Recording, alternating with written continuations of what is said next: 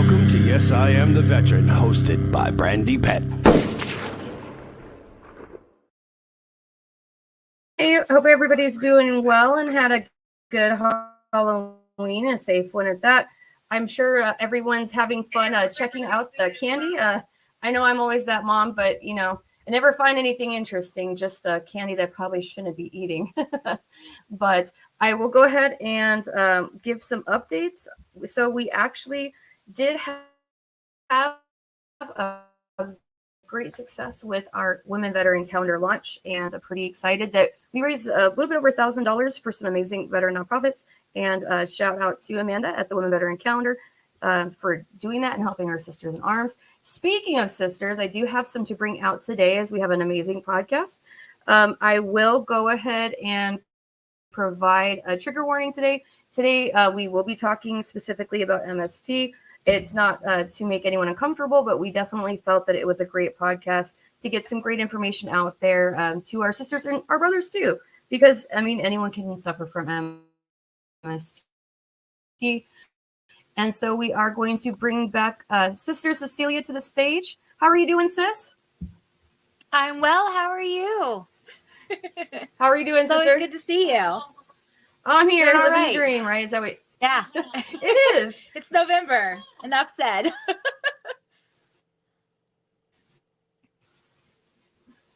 I know, right? Like, I keep thinking it's like September. Right, ma'am. Yes, you get it. I'm definitely behind on things for sure. And Cecilia actually is the phenomenal artist that has done all of our podcast artwork, including the beautiful patriotic roses that you see today.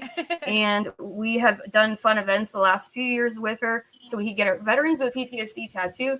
So how did everything go out with this? I know we're doing the stickers still, and I know I've been kind of slacking on it, but how the swag bags come in that we've been able to help with, because I know that you do those amazing tattoos for.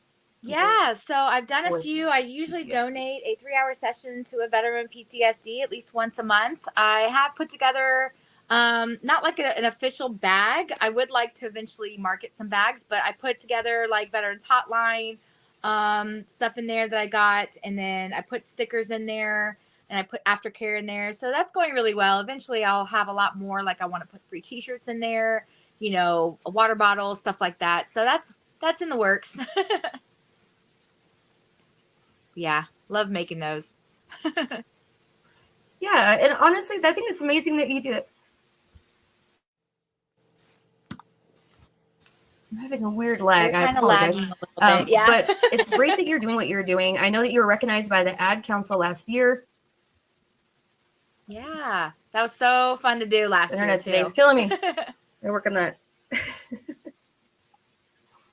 Yeah, it's always fun. I'm sure everyone's lagging anyway. Like, I mean, we did shirts last year. This year we did stickers, which we really had fun with. And actually, I know, story of my life.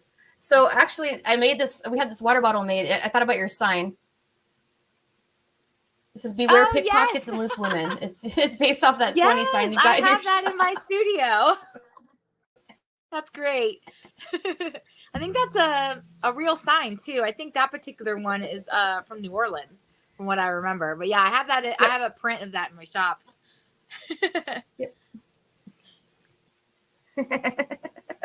I was totally amused in Cecilia's shop.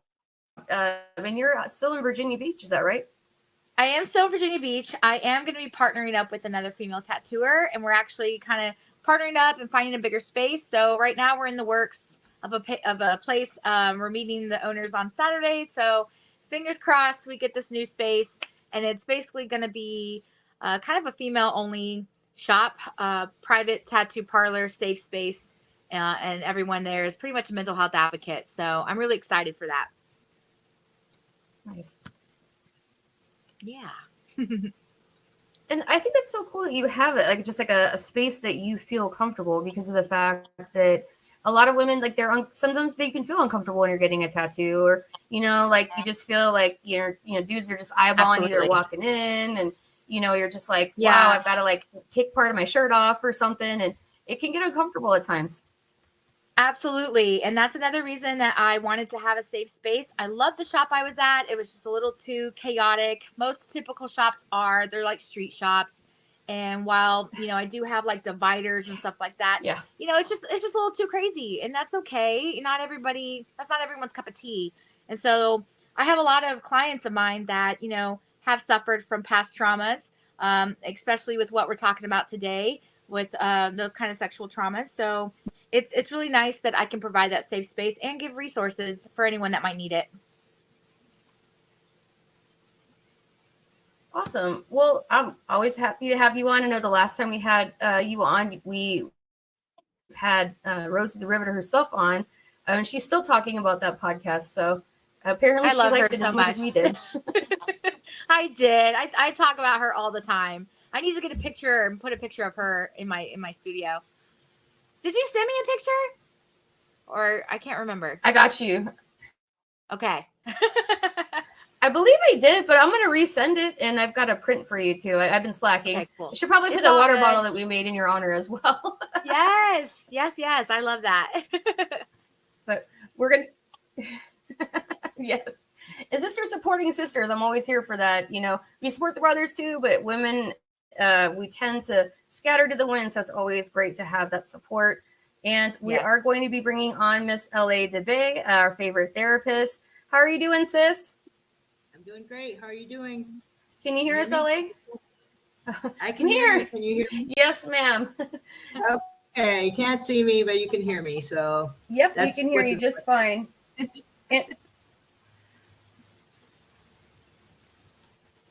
The female Oz, we're here for it. And so how are you doing, LA? I know you just opened up your new shop as well. Like, how's that going? Ooh. Oh, yeah, it's going very well. Thank you. I am a recreation therapist and animal assisted therapist, and I do animal therapy for troubled youth. And we just opened a new location in Eagle Pass, close to the Mexico border. A lot of underserved children down there. So it's a really lovely space, and it's going really great. So thank you for asking. I go down there twice a week, so I commute a lot. Wow. It's really great. Yeah, thank you. Thank you. Yeah, we're really proud of it. It's so beautiful. You should be proud. That's a lot of work. Yeah. Worth it. Yeah. And LA's had to overcome a lot to do what she's doing, just like yourself. I mean, I think that it's amazing that, she had to overcome a lot herself, and then now she's helping other people. And, there's been many times that like we've had a brother or sister that really couldn't wait to speak with a therapist, and LA has always been very gracious and spoken with them. I've had veterans where I didn't think that I was going to make it in time, or I wasn't going to be able to get the modality to them before they tried to take their own life. So I'm very thankful that LA has been so amazing, not only to children, but to veterans as well that are in need. And she definitely tells it like it is. And that's probably what I love about her most.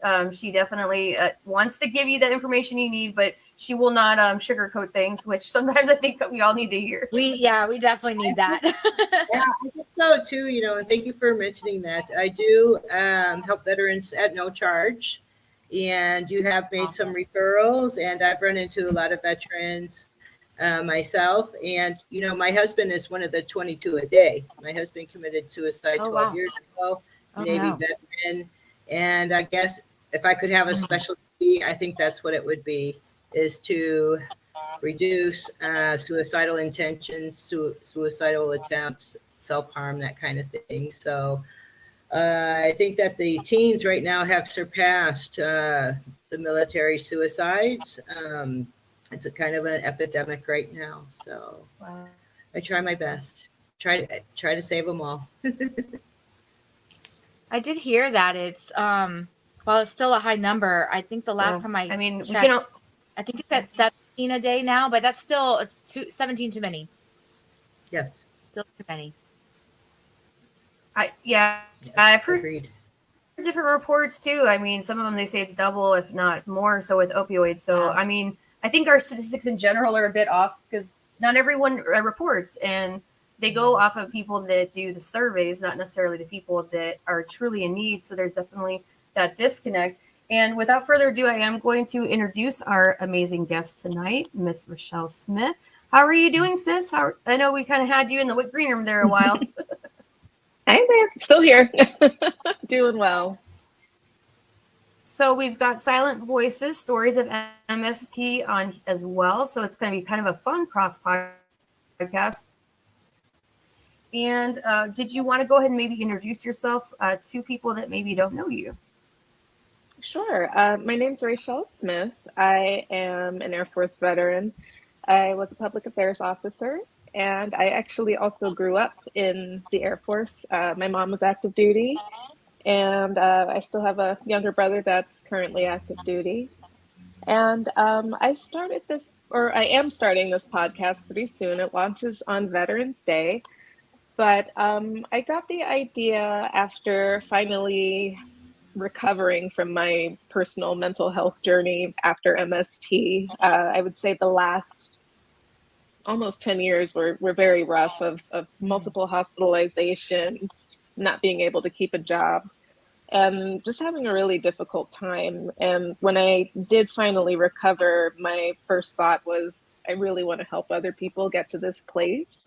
It's incredible to exist now where food has taste and I can see colors, and it feels worth it to get out of bed every morning, when before it was a gamble. Most of the time I wasn't going to get out of bed. So I definitely want to give people their joy back and their freedom back. And so the podcast airs on Veterans Day, and these first episodes are survivor stories. People have graciously and courageously volunteered to come on and share their experiences with MST. And then after that, the final launch, or the big launch, I guess we'll call it, it's in April. So April is Sexual Assault Awareness Month. So that will be when the overall launch is. And at that launch, the plan is to have mental health professionals, social workers, other practitioners in that field, and as well as people from help organizations, whether that's from victim advocates or other organizations that are just involved in helping veterans get through their trauma. And also there's going to be the fundraising aspect, so that veterans that are suffering from this trauma can get specialized care. Because my personal story with the VA is not one with a very positive ending. So I do think there are a lot of places that have just more options and more time and the staff and everything to handle a large influx of people. I think with the VA, it really depends on where you're located. So my experience prior was not the greatest, but that will also be covered in the podcast. Nice. Yeah, same here. I think it's great that I haven't you're had doing that. that and you're bringing attention to an issue. And I mean, definitely, I'm looking at like different MST statistics, and a lot of people assume they're only women that suffer, and that's not true, because I mean, I've met many males that are suffered from MST as well, because it's just military sexual trauma, not female sexual trauma. That's not what it means.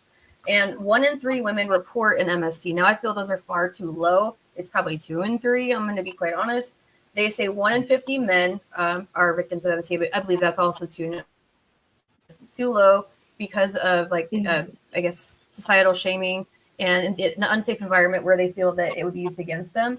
And so they also say, and these are all VA statistics, 41% of women screened reported MSTs, 41. But then they say 1 in 3. So clearly that statistic is, quite a bit higher, significantly so, which is a bit horrifying. And at the end of the day, we have to take care of ourselves and be our own best advocates. I can't explain how many times I've literally, almost like arm wrestle women to file for a post-traumatic stress due to MST. And, it very much changed their lives and their living situation, because so many people, especially women, like 82% of us don't use their health benefits. So we're not using it's use or lose. We think like, oh, someone else will use it, right? We do like the military thing. But at the end of the day, they justify resources based on demand. So if we're not asking for communal care, if we're not standing up and asking for therapists or additional help outside of the VA, because we may not have the best experience. Me personally, I prefer community care myself, but there's so many different ways in which you can absolutely ask for help, and, you don't have to pay to get your ratings upgraded. And if anyone has questions, please reach out to me and I can absolutely connect you with someone that can give you more in-depth information on claims. Just because there's a lot of misnomers. A lot of people think that they'll get court-martialed, they'll get, NJP if they report, someone did something. That's not how it works. They're entirely different entities. You can absolutely file. I mean, I've had family members that serve that victims of MST, and, they fought me the same way. They went from like 50 or 60% to like 90%. That is a huge change in a month stipend from the VA. But I'm gonna get off my soapbox now, but I definitely wanted to talk about statistics, and there's many more out there. I'm sure LA has some as well. Did you have any that you'd like to share, LA?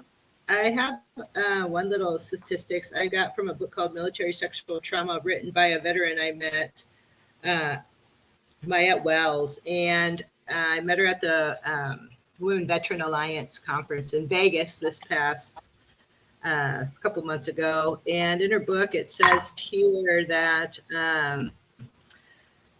she has some statistics from fiscal year 2012. And in the fiscal year 2013, we had a 50% increase in reports, which is over 5,000 reports. And 54% of those reports involve service member on service member. So yeah, it's not the enemy that's doing this. It's our own brothers and sisters in arms that are doing this to each other. So 5,000 a year, that's a pretty hefty statistic. It's an interesting book, and it's too many. 5,000. A 50% increase in 1 year is huge, and that just goes to show that they're not doing anything preventative. Everything that is happening is reactive. So there's nothing preventative, or there hasn't been for quite a while. Lack of preventive measures. I mean, I feel like we should just teach like the females to beat the hell out of people trying to grab them from behind. I feel like we should have more hand-to-hand combat, especially in the Air Force. Just saying, I have to say it. I have an idea. I have an idea. So all we need is in boot camp, we need Lorena Bobbitt. You know her, right? To put off that guy's piece, right? We just need Lorena Bobbitt to walk she around can be a speaker, nice, with a nice hat and a giant knife and see how many. Yeah, I love that. It's preventative, right? Put her in scrubs. No. Be proactive, right? No. I could see how that would go. So bad. Yeah, I think we definitely need to have more. You see that in Air Force boot camp. It's making me laugh. So yeah. Sorry, I was trying. I agree. It's like lagging. And but even so when I was in the Army, we didn't have much training either. I'm sorry. You're all good. It's lagging. You can go ahead. I don't have a good excuse. There's a wild argument going around. I don't want to cheat through something. But so I'm sorry. So symptoms of MST. So disturbing memories or nightmares, difficulty feeling safe, feelings of depression or numbness, using alcohol or drugs to escape feelings, and difficulties with anger or irritability, along with other emotions. I don't know if that sounds familiar for anybody. And I'm definitely going to give the floor to Cecilia. I do apologize. No worries. Go ahead, Cecilia. Okay, so Rachel, so a question I have for you is, what is a common misnomer or misconception that most veterans have about MST or about reporting it? I think that a very uncommon misconception is that, thank you. I think people perceive MST as something that's used as a weapon, where I've heard the logic a lot of, oh, well, they just want attention. And no one really in their right mind wants that kind of attention, where they're scrutinized, they're called a liar, their whole sexual history is out there when the investigation is done. Absolutely. and they are pretty much ostracized Mhm. from any sort of peer group within their workplace or within the duty station at large. And I can say that from personal experience, but it's in a lot of the briefings that I remember going to, it was always perceived as don't do this because it could be used against you rather than don't sexually harass someone. you know? Yep.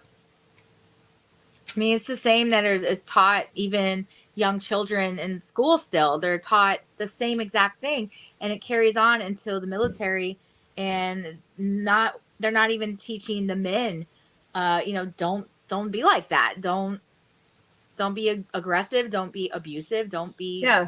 basically She says an no, like she asshole. means it. Yeah.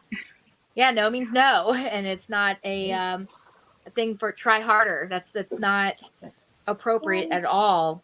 In That's most the thing cases, the too. men is not even punished or, Right, behind closed doors, they're patting each other on the back. And that's right. not right. And even men No, are in these positions too, who are supposed to be what is the word they're supposed to be representatives to help those of victims, and they're the ones perpetrating themselves as well, which is a problem. yeah, for me, my opinion is definitely that it Yeah. shouldn't get Agreed. past one reprimand. If it's not nipped in the bud, then the problem's going to continue because the people that are doing this, they're testing boundaries. They're seeing what they can get away with, and if they just get a slap on the wrist, they're just going to push the boundary more and more and more and more until it escalates until in some cases people die. So Yeah. it really needs to be there's one offense, that's it. Yeah. You're absolutely right. And Ellie, did you want to go ahead and ask a question? I just wanted to comment on to Rachel to let you know that what you're experiencing, or what it sounds like to me, is post-traumatic growth. And so you have been Growth. through this. You said you went through all of these emotional upheavals, going through all of these different treatment methods and modalities, trying to get help here and there.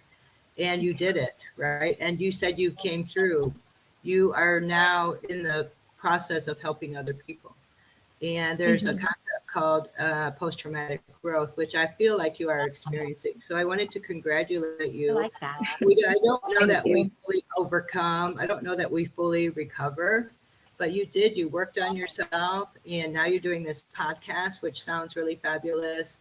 And I just want to congratulate you for turning it around, going from victim to survivor, and now into altruism. So very good, and thank Yay. you. I Thank like you that so much term. for that. I'm gonna make a note of it. It's definitely been difficult. I'll Right. tell No, you. like I just Even I said to you, I'm like, man. oof, yeah. Yeah. I was even hospitalized last year, right after Christmas. I didn't get better until February this year. So So it's there's a lot been. of different treatment methods. Mhm. What do you think was the one that helped you the most? I'm just curious. Um, well, I would say I've been in therapy since at least 2014. And so I learned all the skills. I learned about grounding and breathing techniques and distracting myself and opposite thinking. But I think that my mental health was just in a place that I wasn't able to use any of it. And I probably since then, up until this year, have been on about 40 different medications. I did ECT, which was helpful. That's the electro convulsive therapy. Also did the ketamine infusions, which were also Yep. helpful, but those are quite expensive. And I did, it's called a stellate ganglion block. So there's like the nerve that conducts the panic attacks, Yep. basically. So they block it. Like if you have nerve pain that causes back pain or hip pain or something like that, but that one also didn't work. But I did find an antidepressant that's fairly new. It only came out last October or November, and it's basically a combination of I can't pronounce it, but it's DXM. It's the active ingredient in Robitussin, and then it has another antidepressant that kind of works as a metabolizer. And it's new, and it has just worked wonders for a lot of people that had treatment-resistant depression, like I did. And I think I started it on January 31st, and February 2nd, it was like boom, lights came on, taste, colors. And I would say that morning I woke up and I cried for about an hour. And I think it was just because my body was finally letting go of everything. And then after that, I haven't really had a cause to cry. I've been able to use all of my healthy coping mechanisms. Before, I was self-medicating with lots of alcohol and other fun things, but Yes. now it's I Been have there. a glass of wine on Fridays, and I'm like, woo! You know? That's very common. So things That's very just common. got So it's better. like- It's That's like, great. yeah, You sound once like your you're doing a your lot of brain stuff. chemistry like gets back in line, I feel like that's way easier to finally employ all of the things that you've learned over time.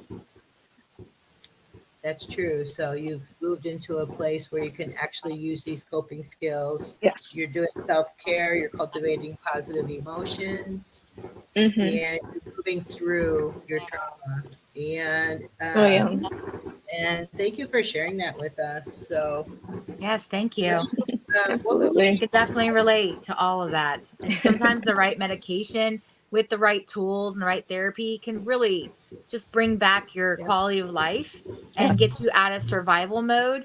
Because that's kind of been my mantra: get out of survival mode and into thrive mode. And for me, therapy, I've been in therapy since about 2008. But it wasn't until the past few years I've been doing EMDR therapy that has really helped me with my PTSD. I had PTSD from several different type of things, from that kind of trauma to also just being in a war zone, being away from family, and some other things as well. But that's really helped me. I'm glad you found something that helped you. That's amazing. Yeah. It's been I'm proud of you.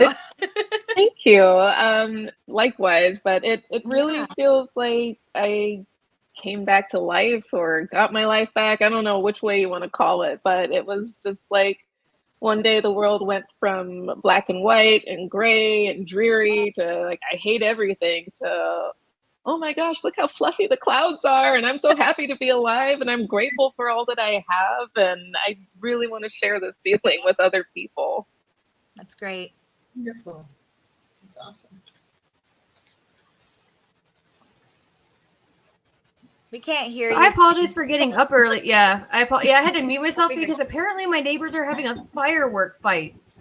Like I don't know why this is a thing right now, but there's a wild amount of fireworks going off. I'm like, I know you'd heard me tell you guys shut the hell up like earlier. Like, yeah, apparently this is the reply. Thanks, guys. I'm a veteran. I didn't hear stuff. Well, Thursday night firework fight. Yeah, this is a new one even for me. That's why I'm like, I know I'm not hearing fireworks outside in an argument. Like, I'm a veteran. Actually, It's not that wild usually. If you are over by Woodlawn, they're having fireworks tonight. So if that's where you are, that's what's going on. They have a big fireworks thing at the. Yeah, these are newer ones. Yeah, these are close. Yeah. Oh no. Yeah, these ones are not at Woodlawn. Yeah, these are my neighbors just being red. Why are there fireworks? I'm so angry right now. That's so weird. That's what I said. It's for Dias de los Muertos. Oh, okay, that makes sense. Yeah, Dia de los Muertos. That makes sense. Yeah. No one warned me though. No one warned me. Yeah. So hi, Lisa. Yeah, that's crazy here. So hi guys. So I say hi to Lisa and Bradley and Patriots Inside the Wire. I just don't like to interrupt people. I apologize. But Cecilia, did you have another question that you might want to ask? Oh. Let's see.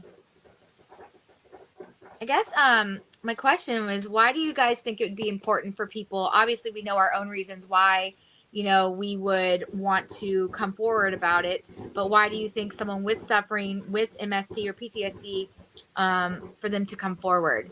Why do you think they would want to?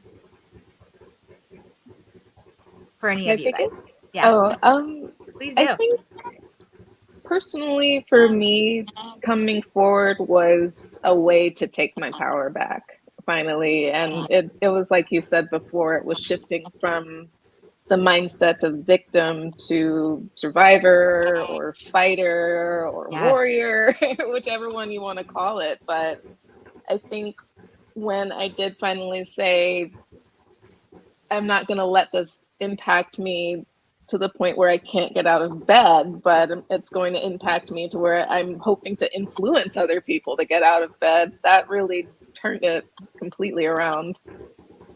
Good. And that's really good. I know you give them all the power, but when you decide to take it back, you take away that energy, and it's really empowering to just take your power back. Yes. Absolutely. That's awesome. Yeah. I think too that yes, of course, taking that risk, especially if you're in the military, but even if you have a sexual assault that isn't military related, you first start with somebody that you can trust, that you can be very vulnerable with. All right. Once you can find someone you can trust, they can help you make decisions. They can help you build trust, to be vulnerable, to give you guidance. Of course, it's always good to talk to a professional, but sometimes you might just want to start with your best, right? You might just want to start with your mom or somebody who's close to you to help you get started in this journey, who is going to be with you every step of the way, because it's very powerful, it's very scary, and it's very personal. Is extremely personal, and sometimes they can even make it personal. They can even turn you into the bad guy. And so it's very, very important to have a support for at least one person, a support group. And then once you're well enough, like you are now, then you can take more bold and brave steps, right? Like what you're doing now. Sorry. So, it is like a whole event now. Like I'm glad it's not near me. I like what you said about I'm so angry right now. Sorry. just taking control. I love what you said about taking control. And once you feel empowered like that, it feels like you can do anything. You can face it. Right now, I'm so mad. I'm so sorry, Ellie. We can't hear it like you can, I don't think. Yeah, we don't hear it as loud. And it sounds like the jet noise that I get here. So all I want to say is that when you get one person to validate you, just one person that says, I believe you, you may have had that event or that moment in your life when you had that one person that validates you and said, I believe you, I believe in you. What are we going to do about it? That is why we talk to people. Yeah. Because they give us that courage to take that other step. Yeah. So congratulations. Absolutely. You're doing it. That's hard. And you took the first step. Yeah, into the and Lisa,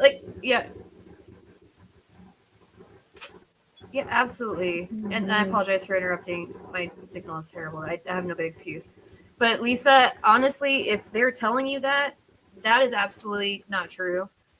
You absolutely can ask for, I'm so glad I have headphones on right now. You guys, I feel like I'm getting shelled right now. I'm so angry. My dog is concerned. I'm trying to not laugh. You need to make your own sound booth. You need to make a sound Lord, booth. This is why Brandy needs a recording studio, and she cannot do the shit at her house, man. Too much crazy shit. I'm gonna DIY some sound booth videos for you. I'm gonna need to make a hearing booth like we had back in the day. Public Health had us those booths. I feel like I need one today. A little sound cubicle. That could just be salty and they're sitting there. But Lisa, absolutely ask for community care consult. You do not have to see someone at the VA. Absolutely file. And if you can have a new provider as well as challenge an old claim and change your provider. I had a chiropractor lecture me on being married and divorced, and I was a quitter. And I quite literally was like, I respect your opinion, but I'm going to see someone else more competent.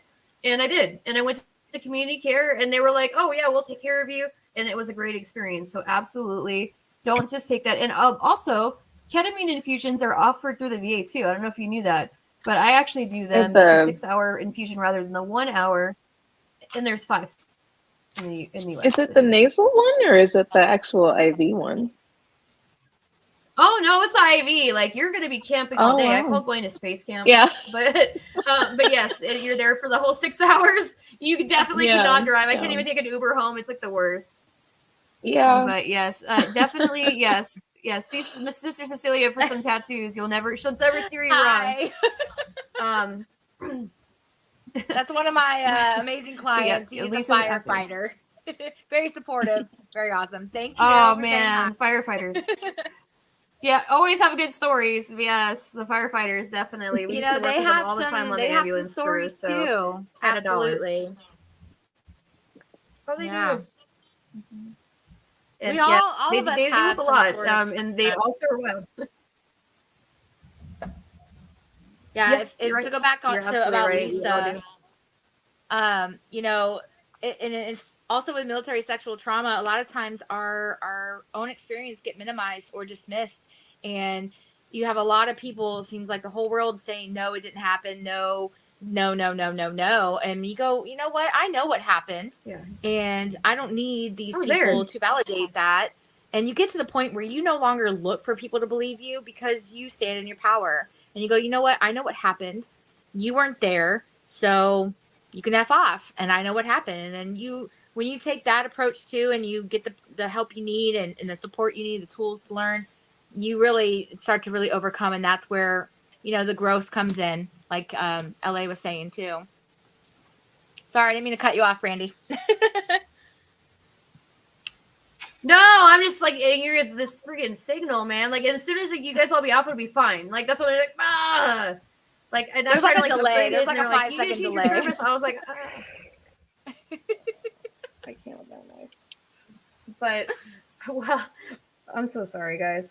But with LA, I did want to ask, LA, what would you recommend for people that maybe spouses or caregivers of someone that may be having MST or PTSD?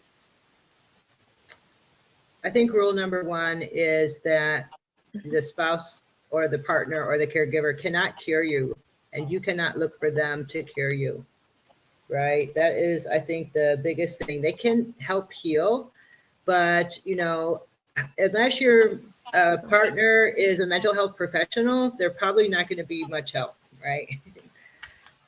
What you can do is learn together. So you can do self-help, you can do your research, your partner can help you explore different treatment options and things like that.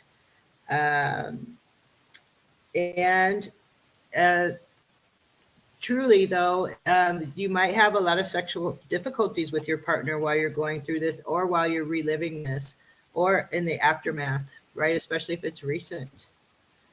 So you might even feel isolated. You'll have difficulties in your relationship. You might seek out toxic relationships just because you don't feel worthy. Like, there's a lot of things going on. And so Yeah. you might engage in alcohol and drugs, what you already expressed. So I think that if you have a partner who is that BFF, that trusted friend, that one that's going to walk with that path with you, that would be ideal, obviously. But it has to be somebody that you trust. So a lot of things happen in families. MST almost always, which is not a diagnosis yet, by the way, it leads to post-traumatic stress, major depression. Yep, you said that you have. Yeah, so the PTSD is a lot of times what the diagnosis is that you get from the event of sexual trauma. So definitely walk the path together. There's this thing called secondary trauma where children witness and see all of the aftermath, and then they start picking up on symptoms and triggers also. So we have to be careful about that. I don't know. I forgot. I don't know what the question was, but I have a definitely you have to be question for patient. you, LA, when you get a chance. Yeah. What's the question? I don't know how scientific this has been. I know it's a new field of epigenetics, how trauma is kind of passed down, Mhm. through generations. Do you Mhm. think that could also play into effect here with our own sexual traumas being passed down to our children, like through the womb, if that's happened or stuff like that? What are your thoughts on that? I don't know that I can speak on that Okay, exactly. that's I fair. do know. I do know about generational trauma, and I do know about secondary trauma. Okay. And definitely that is what I'm referring to, almost the same things, Okay. where the families are definitely affected. For the partner who is experiencing the PTSD, all of the flashbacks, the distrust, the strong emotions, the trouble sleeping, not feeling safe, always hypervigilant every time you go out in public. Well, kids pick up on that. They're like, oh, I need to have my back to the wall right at McDonald's. Yeah, I'm pretty guilty of that. Teaching my kids, be aware of your surroundings. Veterans of Watch Joe. out. Right. Murderers are all My So- kids just go, my parents are combat vets. Sorry, guys. So It it gives a runs in your disclaimer. Nice. It's so like normal for your family, right? That's been normalized. It's normal for mine. We're military, That's- all of us, yeah. multi-generational. So that's not necessarily a bad thing, but we're Okay, talking good. about more of the negative Absolutely. symptoms and side effects, right? So Yeah. they do pick up on it. It's secondary trauma. So, and it does cause familial relationship problems, right? So now you not I just think have if one anything, person suffering from PTSD, you have four, so to speak. yeah. I think the best thing I can do Yeah, now being that your I'm own on best the advocate. other side is that on the other side of that, I can now tell my children and my family and those like, hey, if this is really bothering you, let's go talk about it. If I can't talk about it with you, here's somebody else that can talk about it with you. Yep. Someone who's not, in the same family, someone who's unbiased, stuff like that. So at least now we can kind of go, okay, I have these issues, but you don't have to live with these. Let's go talk to somebody who can help you unlearn my traumas. Right. But it's good to have that, and it's good to give that information. And Lisa, that's awesome that you kept fighting. She went to her congressman and had them do an investigation, and now she's diagnosed, and that's great. Like, that's what we need to do more of, is advocate for ourselves, because we're not going to have someone come up to us like, hey, you need to get your claims done, and you need to file. It's nice in theory, but at the end of the day, like, we have to do that, doing, like, for example, I do flotation therapy. That helps me quite a bit with when I have severe Nice. panic attacks and anxiety, and it's relaxing. The alpha stimulator device, that's another one that the VA does prescribe, and it's a mood elevator, and that's something that they can prescribe directly from the Alpha Stim company for veterans, even if you like break it, which I've done several times, like, because I was bringing with me in my to events and things like that. Yeah, I tried because that. I I've think actually it's had it's like the best way to win free beers from your friends ever, because you can tell them that they can't be a jerk afterwards, and they literally can't, because they're literally like full of like the I guess like serotonin. They feel better and they sleep great, so it's hard to be in a bad. It's literally almost impossible to be in a bad mood, especially if you're deficient. But it's good to just talk about it's okay. If something happened to you, it's okay to ask for help. Because of that trauma. A lot of us, we don't want to talk about it. I've had veterans when I've spoken at events where they hadn't ever talked to a veteran after they got out for like 12 years or more. And, they never talked to another veteran. They never told anyone they were a veteran. And it was because they were very ashamed of their sexual trauma that happened when they were in service, and I was just, like telling her, we're happy that you're here. You're absolutely welcome to speak with us, and you absolutely should be filing for your benefits like yesterday. And these are people that you can get in touch with. It's really good to have the support systems in place and a supportive group of people that are willing to help. And Rachel, I think it's so great with your podcast that you're having this. So are you just going to be having stories from like different people that are coming on to talk about what it is, or are you going to talk about like therapies? What can we look forward to watching? Initially, in these first pilot episodes, the volunteers that have come on, they're sharing their stories, but also throughout the interviews, I ask about what coping skills might have helped them, or what different modality of therapy might have worked out best for them. And then also I ask about organizations that they reached out to that might have really helped them along the way.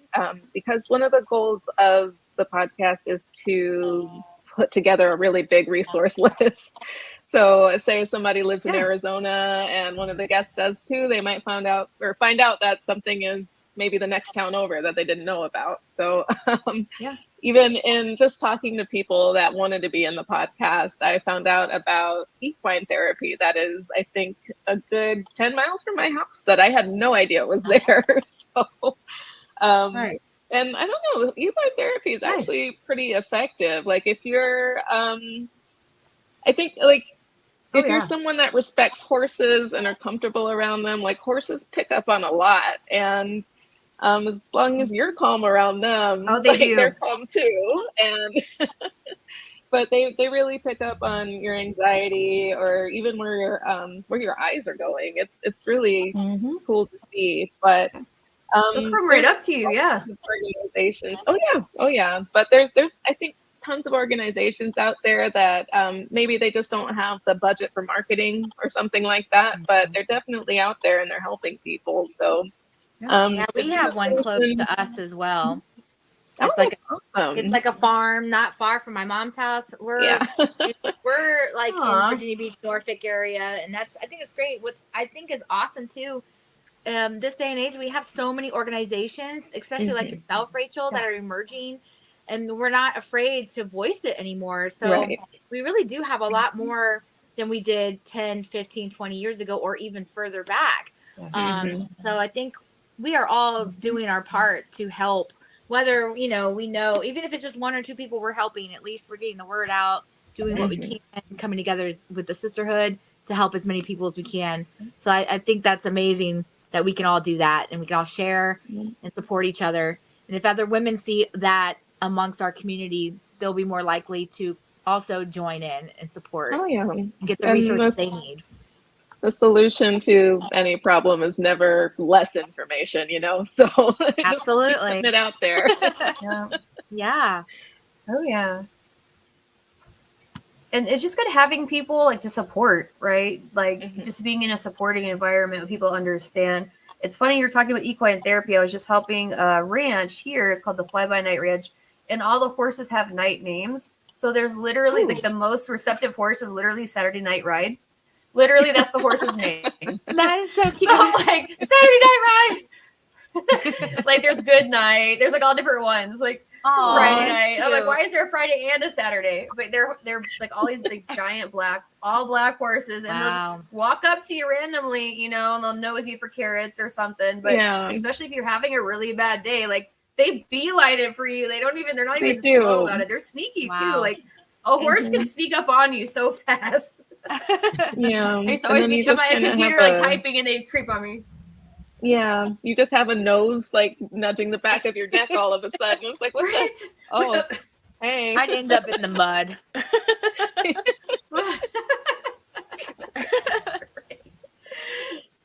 Well, it was funny when we had like an office, and then like the horses would creep behind you and look in your window to creep on you. So like you didn't know the horses were there, and so you see the reflection, and you're like, wait a minute, there's like two horses. Like, and I'm like, why is the water bucket this close to my office, man? Just like it's hard to be like in a bad mood when you have horses like that. That's so cute. But just having and sharing resources, right? That's what it's all about, and I definitely want to plan some bigger events next year with our podcast and expand. We are right now working on expanding a station because now Rosie the Riveter has a podcast, and I'm working with her on that. And then I'm also working with the Gold Star Mom as well, because it's important to support in all different types of ways. And there's all different ways that you can be a patriot and you can serve. And plus, I still consider Rosie the Riveter a veteran, even though she argues with me on it. I'm like, ma'am, you served during wartime. We consider you a veteran. Like, no, I really wasn't. I'm like, okay. But definitely, I really appreciate you coming on. How can we support your podcast, sis? Right now, you can visit silencevoicesmst.com.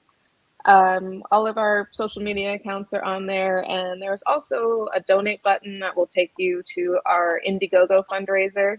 That is just to get podcast equipment as well as pay the dues for website maintenance and all of that good stuff, just so we have a good professional product out there and make sure that people are able to reach all of this information easily, and also to make sure that I don't build a website because it was looking rough there for a little while. I always need help with my get website. That's not a tech person. You've seen this tonight. But it's definitely important. So definitely check out her page, silentvoicesmst.com. She's got Instagram. She's got Facebook. Message her if you definitely want to reach out. If anyone wants to, they feel they need to reach out. There's also the Battle Buddies app for anybody that maybe need to speak with someone and they're not able to get to their providers. And then we've got Miss LA Dubay with her practice as well. Definitely reach out to her, Miss LA. Sorry, I have not had you on enough. And we definitely need to bring you back on. I love when you come on. You give such great information. And so Lisa says, have you heard of Rebel Warriors? I don't rock, but I'll support in the golf cart because I have one of 3 arteries in each leg. So I'm not going to be much help to you. However, yes, I know they're out there and it's definitely good therapy. I told them they actually searched 3 states because I told them the only way I would do a ruck was if I was in the tank wheelchair, because there's actually the track chair. It's like a tank wheelchair. And I was like, that's the only way I'll do it. So then they were actually searching. They actually did find it, but they didn't have a top on it. I was like, okay. Recreation and Recovery Services.com. That's my website. Of course, Brandy has my number if anybody wants to reach out, or you can check out my website as well. And I do help veterans for free. So, all right, we're gonna do a quick screen share. I love you, Ellie. And honestly, that is so important just to know that you need to reach out sometimes. I was going to say as well, just to kind of piggyback on the resources. I know a lot of us look to the VA for some stuff, and like we've all had our own experiences. The VA can, leave a little wanting more for that. But I did work with the Ad Council on a VA resource, and it's called Don't Wait, Reach Out. And that has outside resources, not just the VA. So any nonprofit or any other organization lists their services on there. So that's another place you guys can go, va.gov/reach out. And it's got all sorts of different resources for whatever you might need. That's also a good one as well. Awesome. Thank you. Yeah. Thank you, Cecilia. We always appreciate you doing all that you do for our veterans. And yeah, absolutely. And before we do go ahead and close up, did you have any final words that you would like to let people know that may be listening? Oh, no. I think I've said enough. But I mean, I'm pretty tapped out as far as the rest of this year. But if anyone's interested in, if you're in the area of Virginia or maybe bordering states, if you're interested in a tattoo and you're a veteran, I do give a 3-hour session away every month. If not, I can definitely chit chat with anyone that might need resources as well. And any female veterans that are looking to be a tattoo artist, I also give free consultations about that. So yeah, nice. And I try to help anyone else. Rachel, also in LA, if you guys ever need any kind of logo design, or if you want something similar to what I've designed for Brandy, I would definitely love to help in any way that I can and support your guys' business as well. Awesome. Thank you. Awesome. Thank you. Absolutely. You, Cecilia. Whatever way I can. Yeah. And she really does have some pretty amazing work. I know she's even made a sticker for Rosie the Riveter herself because I told her I needed to start behaving, and she yelled at me and said to go out there and give him hell. So we actually created a sticker with it. And so I definitely could use your help with Miss May. She's got her podcast now. I think Boeing is coming on next for December. Yeah, because we're doing once a month. Okay. And so she actually is really enjoying doing a podcast. she didn't think that she was going to like it. So she likes it a lot, which I think is really cool. And Lisa says you do logos and graphics. All right, well, we'll definitely reach out to you. Cool. We can always use that. I know I have a Hey, coffee mug I'm trying to redo that is actually one of me like rowing in the salad suit that says row, row your boat the way for me. That's me. I thought it was appropriate. So that's what I'm working on for it was an old coffee mug. I thought it was hilarious. Hey, Brandy. Hey, Brandy, I just want to Yes, ma'am. I just want to say thank you for everything that you do for veterans. And I want to remind you that well-behaved women rarely make history. Yep. My girl, Norma Jean. That's right. That's right. Eleanor Roosevelt. Yeah, I was like, Eleanor Roosevelt right there. Yes. She never told a lie. At least I believe that may be the case. But I definitely, LA, did you want to say anything before we do close up tonight? I know you were had you on your soapbox. I'm sorry. Well-behaved women rarely make history. That's what I want to say. Yes, she said it again. Nice. Okay. All right. So, I just want to did you have anything that you'd like to share? Thank you all very much for having me. It's very nice to meet you. And Yeah. podcast, if I can help in any way, reach out. Brandy knows how to get a hold of Thank me. you. Thank you. Thank you, ladies. Bye. Yes. Bye. Wait, Ellie's like, I'm out. All right. All right. Well, really quickly, I did want to show a couple of things that we're going to be doing. I feel kind of like I did that backwards. Well, shit. Okay. So so we are going to have a ruck coming up. I know I'm not doing the ruck though. I'm just going to support because that's just a no for me. You're going to supervise. I'm here to support better brothers and sisters. I'm definitely supervising. But this is the ruck that's coming up in San Antonio in Military City. So memories of 100.org. I know I'm getting yelled at after this. And so it's going to be on the 4th, which is Saturday. So if you guys want to show up and hang out, we've got some pretty interesting veterans. And then we also have a veteran fest, Vet Fest out in Houston. So our Houston veterans can check it out. But they're doing a toy drive. We got Scotty Frazier coming out. I believe he is coming on one of our shows this week. So if anyone wants to check it out, we will have that there. But I guess I'll go ahead and close it up. But I always tell people that it's okay to not be okay, but it's not okay to suffer in silence. If you are hurting, if you are suffering, people see you, we see you. Make sure that you're your own best advocate and take care of yourself as well as you take care of everyone else. I know I need to take my own advice on that, but at the end of the day, you do have value and you can be amazing and you can do amazing things. And I'm going to get off my self-empowerment soapbox, but thank you ladies so much for coming on. It is my pleasure. I apologize for the firework fiasco. Next time, I promise the signal will be better, but absolutely we'll be happy to have you come on again. But thank you ladies so much. Have a good rest of the night, guys.